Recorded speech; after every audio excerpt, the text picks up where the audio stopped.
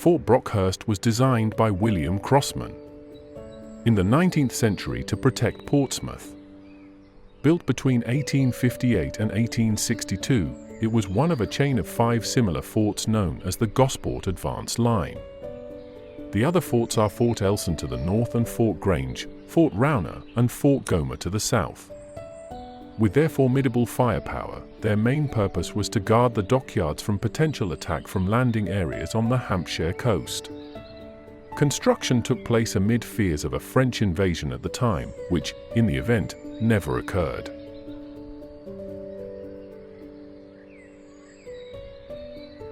Changes in artillery technology meant that the fort was obsolete before construction was even completed. Increases in range left the fort too close to the dockyard, meaning that a landing force that had arrived elsewhere on the coast would not need to pass the fort in order to bombard Portsmouth Harbour. This was the reason for the construction of Fort Fareham at a greater distance from the harbour, which was completed 6 years later in 1868.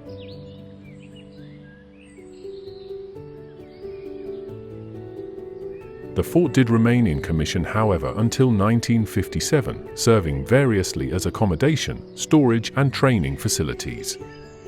In August 1914, 9th Heavy Battery Royal Garrison Artillery was formed at the fort as part of the raising of Kitchener's army. It suffered minor bomb damage during the Second World War, but never saw action under its intended purpose.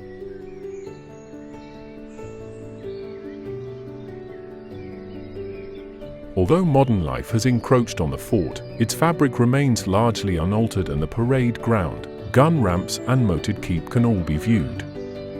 Constructional details of the casemates are able to be seen due to unrepaired Second World War bomb damage at the northeast corner. It is currently used as a store for English Heritage's reserve collections. The fort is occasionally open to the public, while the grounds are freely accessible.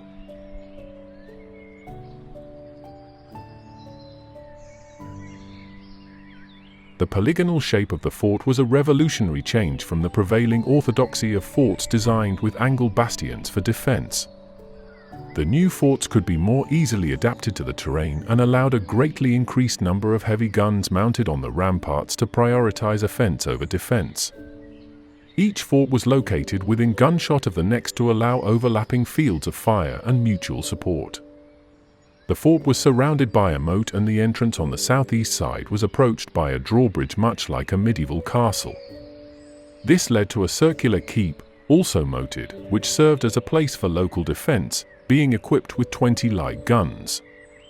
The 19 heavy guns of the main armament were mounted on the ramparts reached by 2 ramps on the enclosed parade ground in the middle of the fort. A lower tier of 8 guns, for encasements, on each flank provided crossfire support with Elson and Rowner.